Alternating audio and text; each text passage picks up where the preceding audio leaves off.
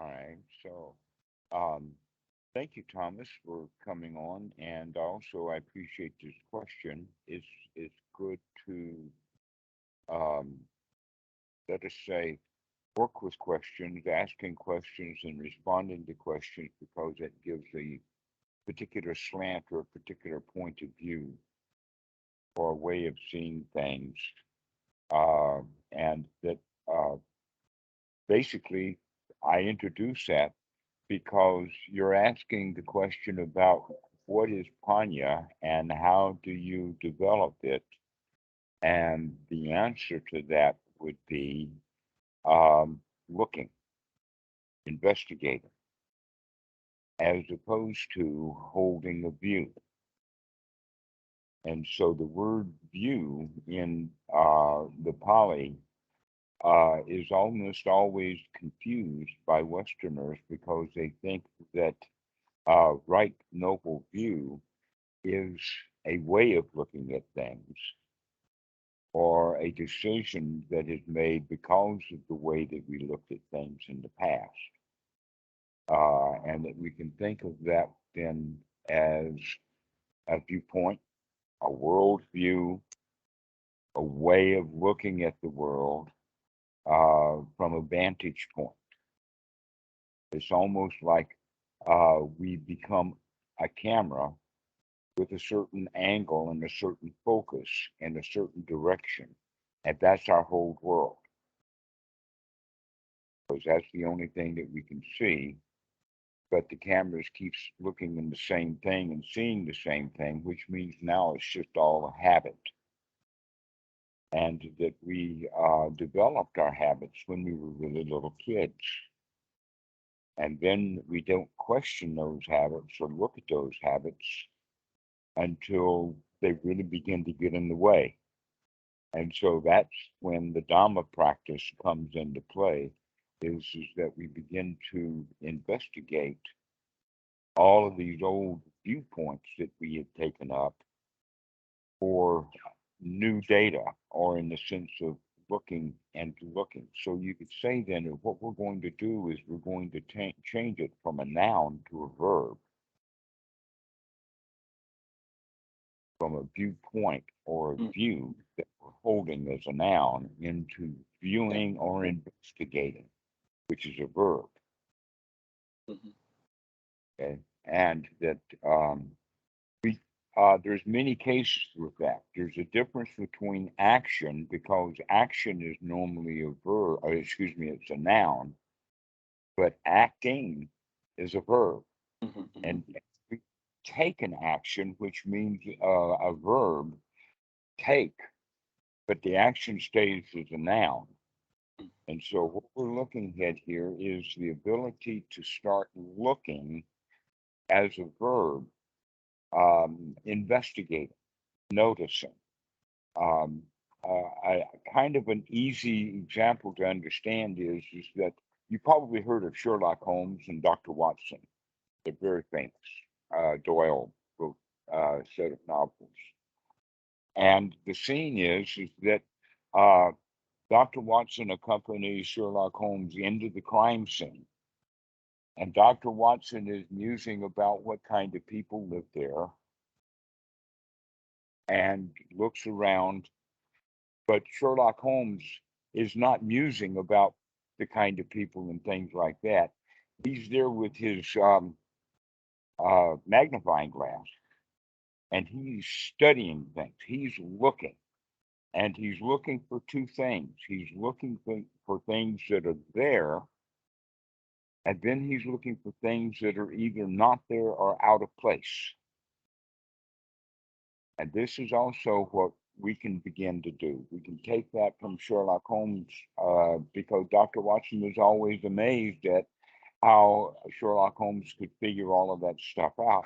And the answer was is that he knew how to look. And that's what the Dhamma is all about. In fact, there's just been published on our strike group um, a actually, this is a photo of a mural that is huge, and it's on the side of a building at Wat Suan Mok. It's visible from, gosh, hundreds of feet away.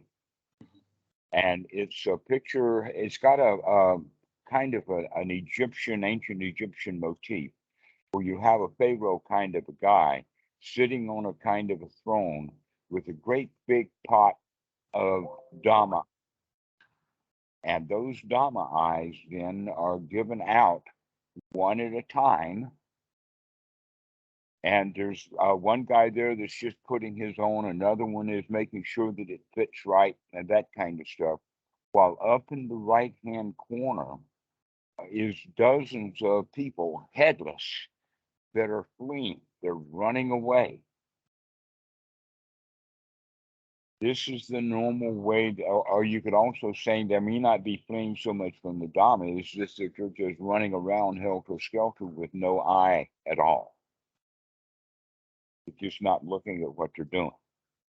So the Dhamma eye means that now with our Dhamma eye, we begin to investigate what is going on right here, right now. So you could say that a view is based upon the past because we accumulate the Dhamma, or excuse me, we accumulate information and we come to a conclusion. And then that conclusion is a viewpoint that we hold. Examples of that would be this country is better than that country, or this religion is better than that religion, or this political party is better than that political party. And that we hold these views without investigating. And so the whole quality of the teachings of the Buddha has to do with looking and investigating to see what is wholesome and what is not wholesome, or what is, let us say, useful, valuable, wholesome, as opposed to unsatisfying. So we're looking for the way of getting the mind into a state of satisfaction in this present moment. That's what we're actually looking for. Looking for what's going on in this present moment that's worth having this moment over.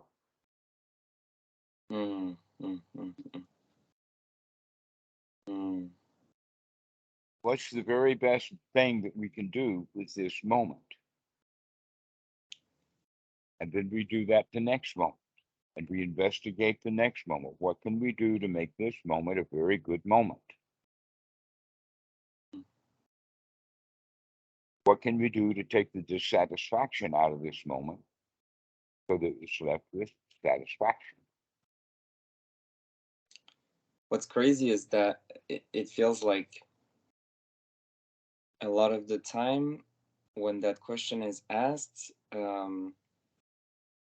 really, like, there's not I mean, obviously you can be having a bad time, but most of the time nothing's really going wrong. And observing that question, I come to the conclusion that really there's not a whole lot to remove or add. It's just a matter of being content, kind of being okay with what is. And it feels like seeing intensely is just thinking about awareness a bit, where you're faced with a void. It's kind of like it's opinionless in some way. It just is.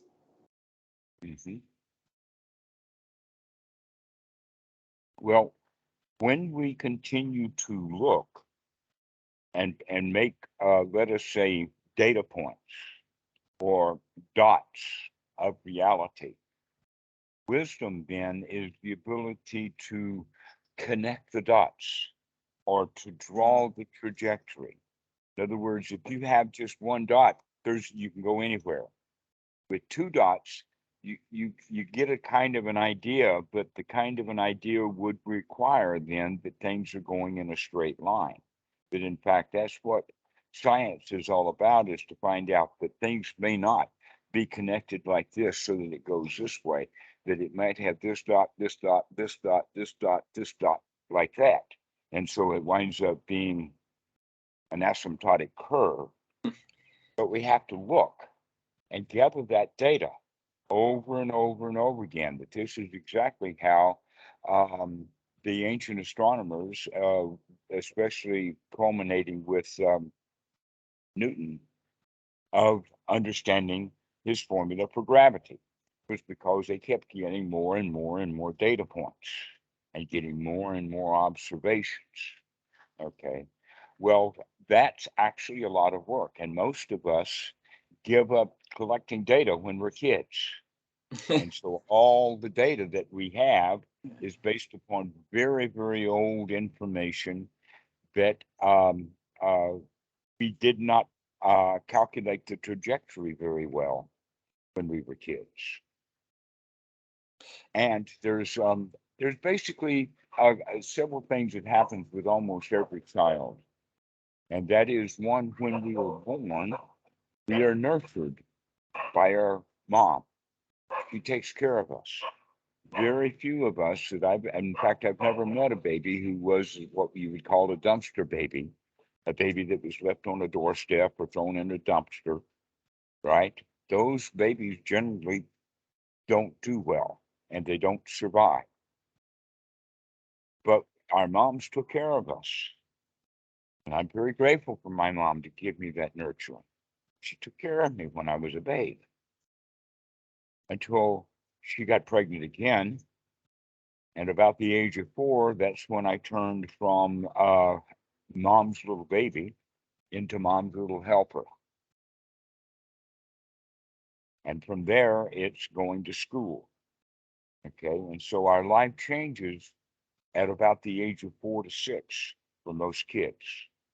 But in fact, the age of 6 has been known for centuries that a kid who is 6 years old is capable of surviving on his own. Many examples of that. That's in fact why kids were put to work at the age of 6.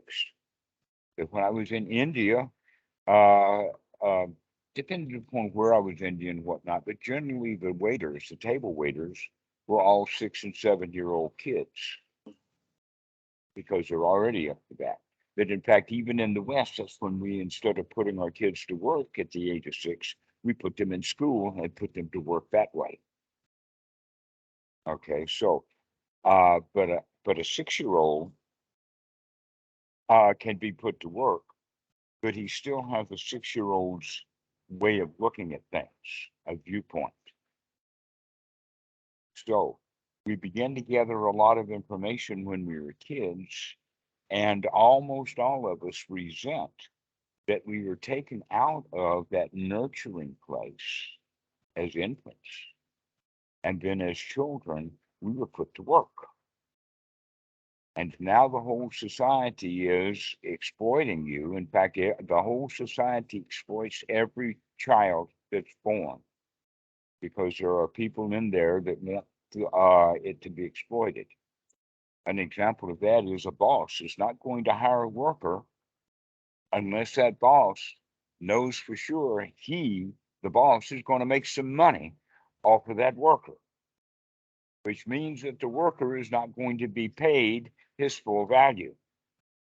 It's never the case that we actually get the rewards for our entire value. And so we've gotten that mentality of being ripped off, being victimized. And so we grow up with that mentality of being victimized. That we don't grow up with the idea that, oh, I can handle anything. We get to the idea of what can we handle and find something that you're good at and be good at that. But very rarely is the choice of what we're going to be good at wise. Because we're told to be good at something, and then we have to choose something to be good at. And that generally doesn't get us into a position of satisfaction. That in fact, if we were able to tell our children somehow that being satisfied with life and being happy, for instance, a kid in grammar school, to tell her to be happy rather than to get good grades. The grades are irrelevant. The question is, are you going to enjoy your day at school? Well, sometimes in order to enjoy the day at school, that means that the kids got to figure out that if I do my homework, I'll have a good day. And if I don't do my homework, it won't be a good day. But most kids never figure that out. They just get in that war about, am I going to do the homework or not? But whether they do it or not, they're going to still wind up feeling bad. And so this is the basic habit that we get into. Our culture supports it. Our mommies and daddies support it because that's the position that they're in. And we can see that life's choices has to do about whether you were going to do it or not do it. But a much better criteria for living our lives is, am I going to enjoy this if I do it? Am I going to enjoy this if I don't do it? Or am I not going to enjoy it if I don't do it? Or not enjoy it if I do do it? Okay, so that's normally, it's kind of like an okay corral. And from left to right is, do you do it or not do it? And then from up and down, I feel bad, I feel good. And when you recognize that those are two different choices that we can make, then we can always choose to feel good, whether we choose to do it or not. Mm. But we're in such a bad habit of choosing to feel bad whether I do it or to feel bad if I don't do it. And so our choices is always winding up, keeping us from being satisfied. And so the whole practice of the Dhamma is to remember to change that thought pattern, to change the way that you're looking at things, and to choose intentionally talk ourselves into the state of liking, to come up to the state of enjoyment. That these things that we're talking about are very specifically mentioned in the sutras.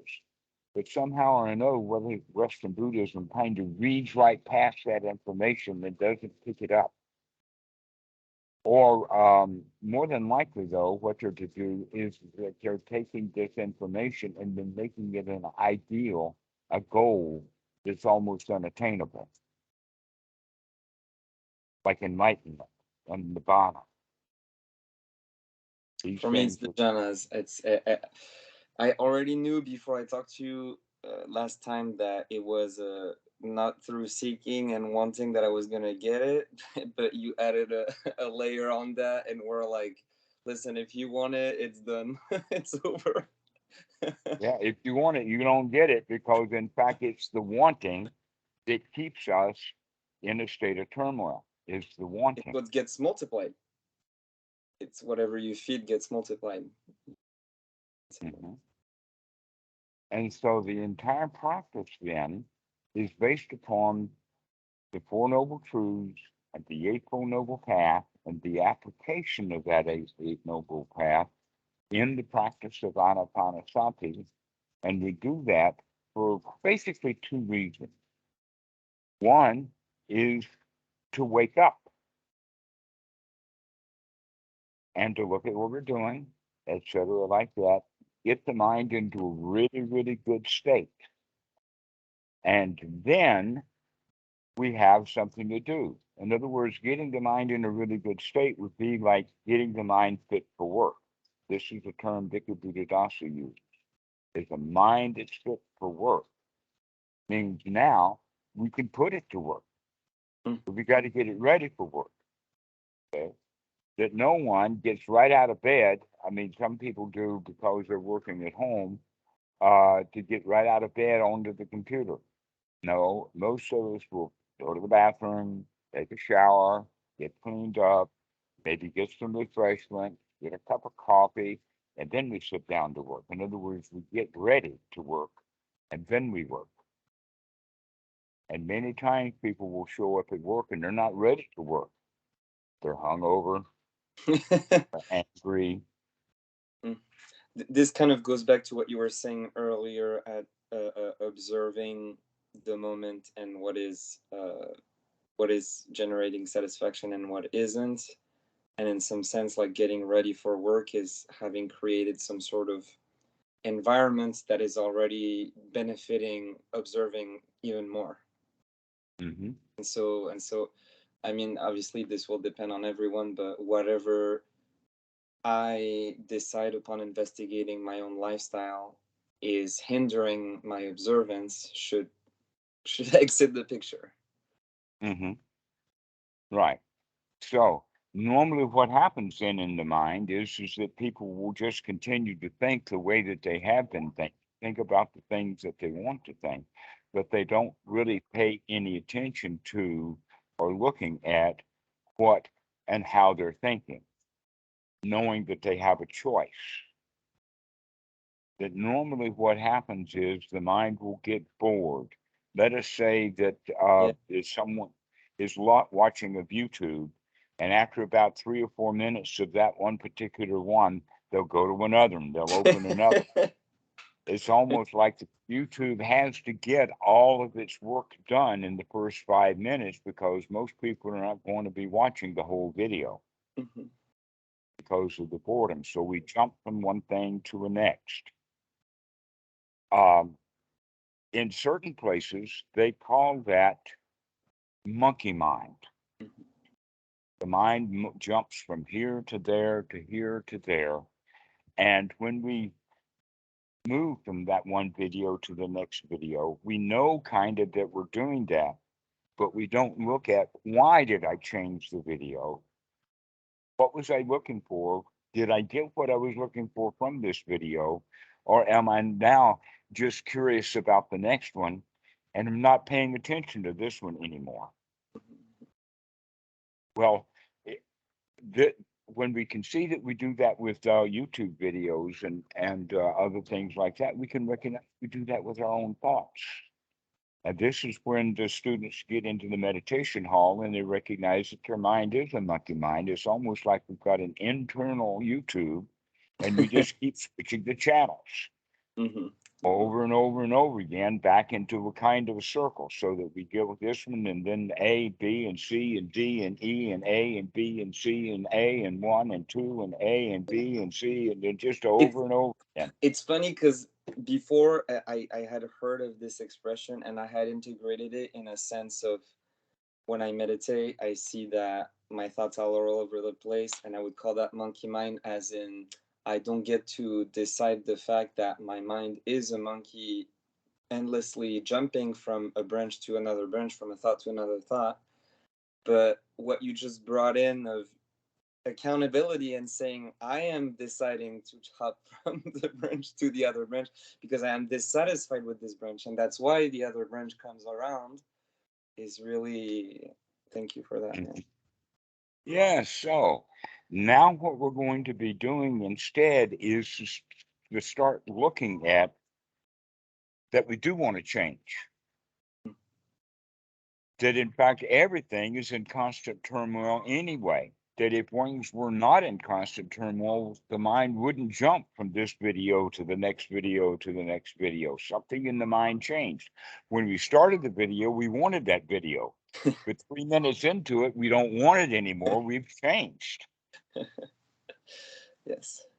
Yes. All right. So now we're beginning to notice that change. This is what we're looking at is the changes that are happening because we have let us say we can begin to take control over those things. And so this is where the investigation comes into the sense of seeing that change and that jump and recognizing that dissatisfaction that is with the video that we're playing right now. Yeah. Okay. And at one point we wanted that thought and now we don't want it anymore and we become dissatisfied. All right. That's where the observation comes in, but the observation has a kind of a prerequisite, and that is to remember to look. It's not just a matter of looking, we have to remember to look.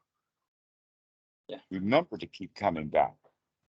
And so this is one of the skills to be developed, and we want to develop that intentionally. In just a few minutes, I'll talk about one of the ways of developing sati intentionally, because we want to find something that goes back and forth and up and down, and every time that it goes from one to the other, we're going to hit it. Okay, so Some monkey spanking ahead. now, once we have the sati and we do the investigation, we're going to make a choice about, is this thought actually good enough right now? Or can I make it better? Can I make a change to it? Mm. And the change that we're going to make then would be bringing the mind out of an unwholesome state into a wholesome state by having removed the unwholesome thought with a wholesome thought. An example of that would be the Buddha uses the term, aha, I see you, Mara. Aha, I see you, unwholesome thought. Or I see that I've become dissatisfied with this thought. Whatever it is. Now, it's also possible to wake up sati, take a look, and see that the mind right now is already in a great big wholesome state. If that's the case, then we can make it even more wholesome by congratulating ourselves for having a mind in a wholesome state. Oh, wow, I'm glad that I'm still here. All right. And so we can bring a way of congratulating ourselves from seeing the dukkha and coming out of it, or seeing that we're not in it. Both of those are worthy of congratulations. Great tools, great tools. Thank you for that. So in the beginning, we're going to be noticing a whole lot of monkey mind jumping around, and often we don't like it. Shame, yeah. Because that's the state of mind that we've had for years, and we didn't know that. Now that we're beginning to look, we can see the monkey mind, and we don't like it, which is just more monkey mind. Yeah. Now the monkey mind has jumped out of the limb that he was on onto the I don't like the monkey mind limb. Yes. All right. And so here's the point that we have to take the right effort, which is part of the Eightfold Noble Path, to take the right effort to actually gladden the mind, to actually throw out that unwholesome thought, oh, poor me, I can't do this meditation, it's hard work, into, I got it again. Never mind, start again. That's a very famous phrase that Goenka got going. Never mind, start again. When the mind wanders away and you recognize that it wandered away, just come back and start again. Now, this is the point about the sati, is because if we can remember to never mind, start again, then we can continue to do that. So now we begin to apply that sati to the breathing. How we apply it to the breathing is basically, there's one thing that's missing with Western meditation. They try to make it too passive, to where actually anapanasati is an active meditation. And one of the things that we mean by active is that we're actually going to start controlling the mind rather than just letting it be a pet that's just all over the place. Okay. An example is a puppy or a young dog under a year old, and the owner goes to work in the daytime, and the dog is left at home for all kinds of mischief. That's when the dog will chew on the couch or chew up and make a great big mess, okay? And when we come home, what the dog really needs is a whole lot of love and affection and attention. And what do? We fuss at the dog instead for making a mess, right? We're actually very happy to see the dog. The dog is very happy to see us. We won't let that, because the mess that he's made in the past now becomes important. And so one of the ways of learning to control a dog, well, one thing is that they kind of grow out of that chewing stage. But another point is that we can work with the dog by giving him toys to chew on. And so here we're going to give the mind something to chew on. Yes. Okay, which means now that we have to take control. Rather than just letting the dog just go do what he wants to do and then punish him later for it, we're going to actively take control of the mind by paying attention to the breath.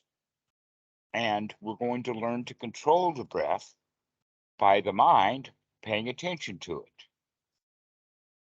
But this is not a passive meditation. This is an active meditation. And the active meditation is to take, in the sutras, they talk about it mindfully, he breathes in long, and mindfully, he breathes out long. Now, what does that mean? It means that we're going to intentionally or mindfully take longer, deeper breaths, which means we're beginning to control the mind to control the breath. You can't control the breath by having long, deep in breaths and long, deep out breaths if you don't control the mind to do that. The body's just not going to do it by itself. And in fact, the body doesn't even breathe at all by itself. It's the lower part of the reptilian brain in the back and the automatic pilot part of the brain. And that we're going to bring that breathing control out of the automatic pilot in the anterior cortex up to the frontal cortex by consciously breathing. Now, one of the things that the neuroscientists have learned through their functional MRIs and whatnot, that if someone is actually paying attention to and taking deep breaths, it actually does light up the frontal cortex. In other words, the neurons in the frontal cortex start to firing. In fact, they actually know where the places of the brain are because there's one on each side of them, and it's right down in this area here where the mind starts to fire or the brain starts to operate in order to take long, deep breaths. Also, there's great benefit in taking these long, deep breaths. One of them is that we get more oxygen in, and the body needs oxygen to live, but we normally function at a very, very low level, just the least amount of air necessary to keep us alive. But when we start to breathe more, we begin to make the body feel vibrantly alive. We wake the body up, literally, through the breathing, and we wake the body up through the mind's watching the breathing. Also, on the out breath, by breathing out long, we rid the body of a lot of pollutions, carbon dioxide, and other little bodily chemicals. For instance, if we've gotten angry or anxious or stressed out, anxiety, that kind of thing. By breathing in and out long, the adrenaline that has leaked into the system can be expelled through the lungs because the lungs will break down that stuff and then exhale it if you're actually breathing out long intentionally. Then in fact, the sigh of relief is that exactly. We want to be relieved of all of the pollutions that we have built up in the body, mainly through the way that we're thinking. So, if we change the way that we're thinking, we can begin to brighten up, let the body feel better, as well as brighten up the mind by having new kinds of thoughts. And those new kind of thoughts are going to be wholesome thoughts, mostly wholesome thoughts about what is happening in our world. And when I say in our world, I'm talking about in our location, in our environment, in our setting. That most in the West, we think of the world as someplace way off there. We often will have an image of a planet Earth. But your world is actually the world of your senses in the way of your world is what you can see, what you can hear, what you can taste, what you can touch, what you can bring in as sensory awareness. And what's happening way over yonder or what happened long ago is only a concept in the mind. It's not real. And it's on it's the monkey mind that's jumping around giving us the delusion that the past is real because we're thinking about the past, but the real is right here right now. Yeah. And so we're going to start paying more attention to and talking to ourselves with discursive thought about what's happening right here right now. And So the goal of this So this is really interesting because you're absolutely right. The Westerner approach is definitely to not touch the mind and kind of passively be a bystander and try to not inflict on it. So it's very interesting and empowering to feel like it's okay and even desirable to make it long and make it deep, take it in and take it out and breathe it out. And I'm curious, is the sole goal of that practice to start building a momentum of controlling the mind, being able to be aware of its state at each time and gladden it on command? I would say yes, more or less. I would say it differently without using the word goal. Uh, but you can make it a goal in the sense that it's an immediate goal. Yes. Often our goals are way off into the future, which means that they're just magical thinking. Yes, So yes. when we're talking about the goal is to take a deep breath, and then we do the deep breath, and we've just met our goal. So let's celebrate. We just did it. Cool, cool, cool. Okay. Or another way of thinking of it is that the only goal that we need to do is to remove the unwholesome thought and to put a wholesome thought in. That's the only work there is to do. And once we've done that, the job is done. Now we can rest. Mm-hmm. And so I guess when do you stop? When there's just the monkey stops jumping? Right. For a while, and then he'll start jumping again for a while. Then you remember, and it'll stop again for a while. All right. So we keep coming back over and over and over again because the monkey forgets that he's okay. And so he wants to go get something. Got it. And so we have to continue to practice this little operation of remembering to investigate, to take a look with the idea that, hey, we can make this right now. We can make this better. We can throw out whatever we're in the mind and put something even more wholesome in the mind.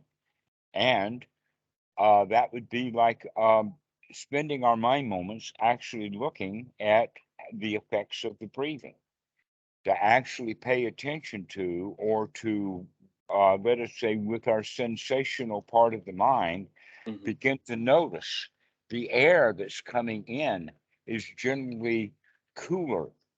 And the warming of that air as it comes into the nostril area actually feels quite nice.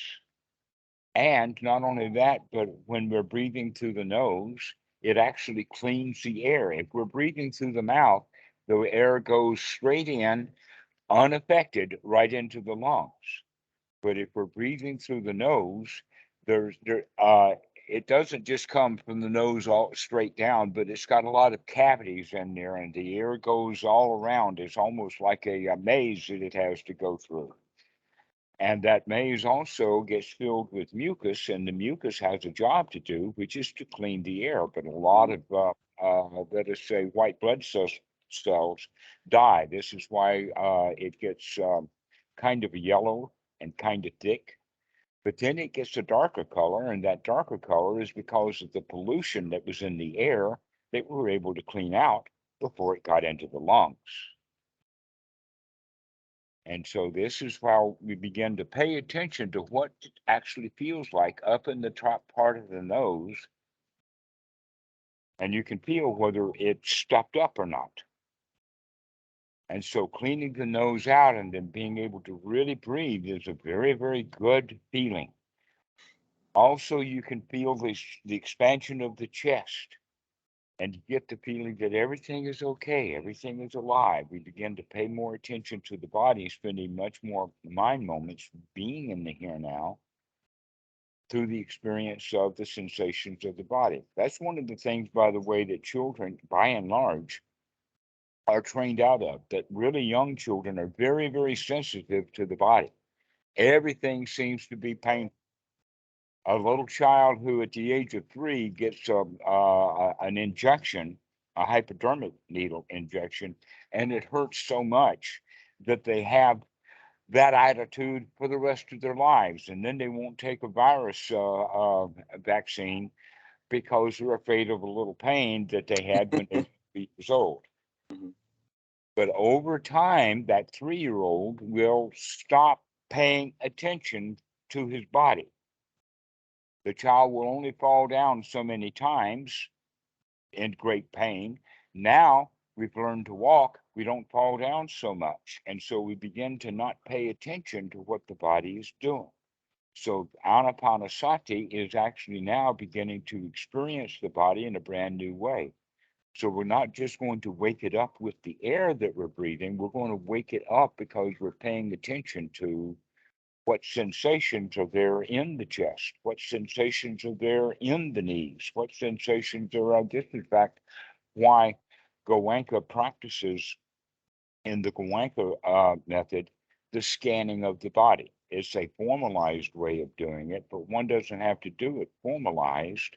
You can do it kind of, let us call it haphazard. That we're going to now start paying attention to the body in whatever way is needed in that particular moment, as opposed to never mind what I need to do, I'm going to do this scan in this formal order, right? So if there is an itch, say on the shoulder, then we pay attention to that itch.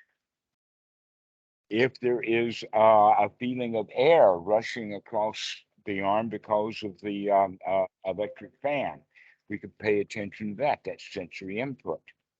And so we begin to pay a whole lot of attention to the sensory input in a way of, this is so nice to actually experience being alive. Mhm. To actually experience the body being alive, being able to take in sensory information. That's marvelous. Everybody actually loves that so much that everyone clings to life. Even capital punishment is to deprive someone of their most precious possession, which is being alive. And yet here we are in our culture, very few of us are paying attention to being alive. We're paying attention to getting the job done. Mhm. Mhm. Thinking that if we do get the job done, then we can appreciate being alive. But then we just got more work to do, more money to make, more things to buy, more arguments to get in. And we very rarely spend our time just sitting and enjoying being alive. That's what we're actually going to practice doing, is the wisdom of watching the body sitting here happily being alive. Oh, it is. It almost also the aspect of slowing down the breath by making it deeper and longer feels like it really goes hand in hand with this notion of slowing down to observe. The monkey is very fast, and in some way we're kind of like, let's take it down a notch or two. Right, let's slow it down a little bit, maybe down to the place where it can actually rest. Let the monkey stay on one branch for a while, so it doesn't have to jump so quickly. Yeah. So, taking our attention span then from 3 minutes up to 4, up to 5, maybe up to 20, then in fact, they know for a long time that children at best have an attention span at 20 minutes. So why have a math class that lasts for an hour? Because the last 40 minutes of that class, kids are not paying much attention unless the teacher's dancing around for them to get their attention. Yeah.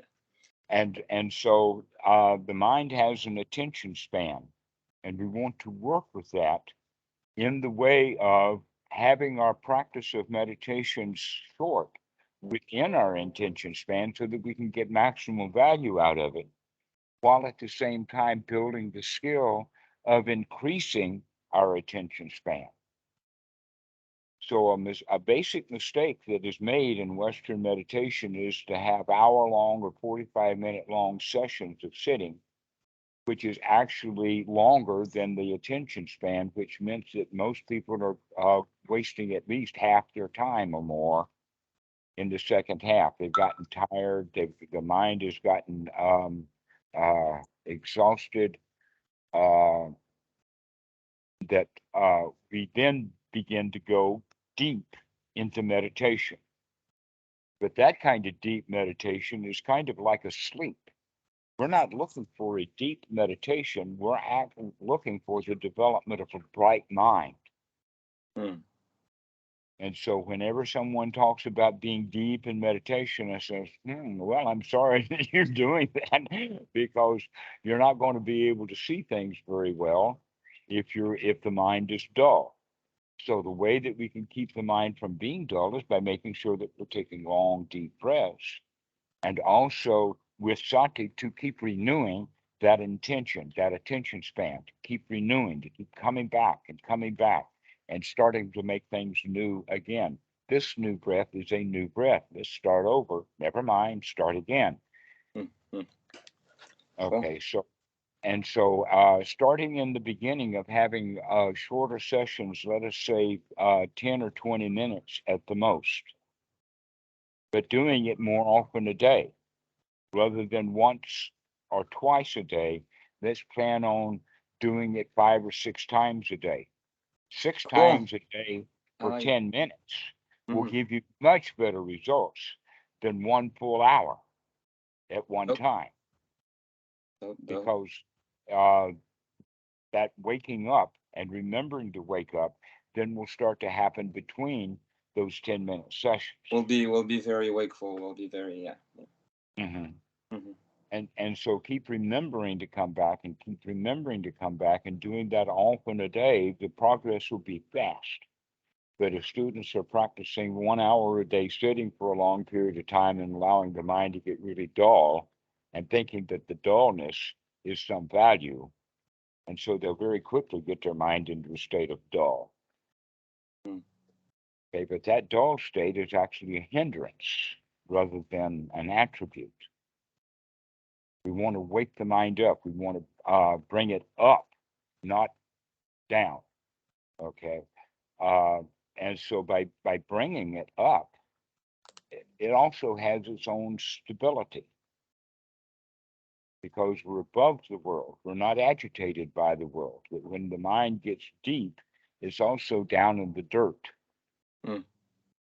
And so real relaxation can come by getting away from it, getting up above it. And how we do that is by literally talking ourselves into feeling good. A way of saying it is that we have spent our whole lives talking ourselves into feeling bad. Now it's time to intentionally start talking ourselves into feeling good. To start telling the monkey, you're okay, everything is fine, no place to go, nothing to do, and we can just relax. So we're going to be taking long, deep, relaxing breaths. We're going to be noticing the body with the idea that we're going to find where the tensions are in the body and bring the breathing into those areas so that the body can relax. That's what the whole point of the first tetrad of Anapanasati is to relax the body. But in order to relax the body, we also got to relax the mind. Thank you. I have to go, but this was so practical and super mundane, and I'm grateful. Thank you for the tools. All right. Well, we'll go ahead and finish here. I think that this is, in fact, a very good place to stop for this talk. But there's a whole lot more to it. But let's review these three things, and that is sati, to remember, and we're going to develop that as a skill, and we're going to remember on the in breath, and we're going to remember on the out breath to make this a long breath. And so that sati actually with the in breath and the out breath, that develops the sati to keep remembering, to come back to the here now, to keep coming back to the body, to keep coming back to the body with the mind, to come back and be here now. So we're developing sati. And we're also looking at what we're doing, the investigation. What's the mind doing? And we're going to take it from whatever it's doing, past, future, jobs to do, anything like that, into right here, right now, things are really nice. Look at what the body is doing. We're just sitting here, just relaxed and enjoying it, right? Mm. And so that's one's right effort also is to throw out all of the stuff that is not here now and start having thoughts about what is here right now. Mm. Those are the three things to make that change, to be here now, to remember to look at what we're doing. Mm. These items are on the Eightfold Noble Path. So this is what you would want to keep practicing. Now, the last point is that that's going to develop something as a set of skills. And one of the skills that we're going to be developing is the attitude of, I can do this. I can settle down and relax and feel good. Mm. That's amazing that people can actually begin to gain the skill of, I can do this. I can, in fact, relax Mm.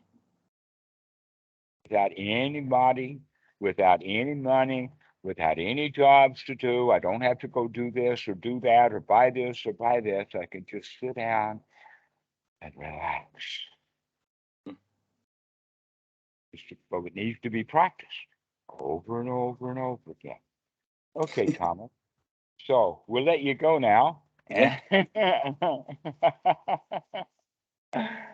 And I'll leave you to it too. Yeah, All right. it was great. Yeah, thank you so much. All right. We'll see you later. See you later. Bye bye. Remember,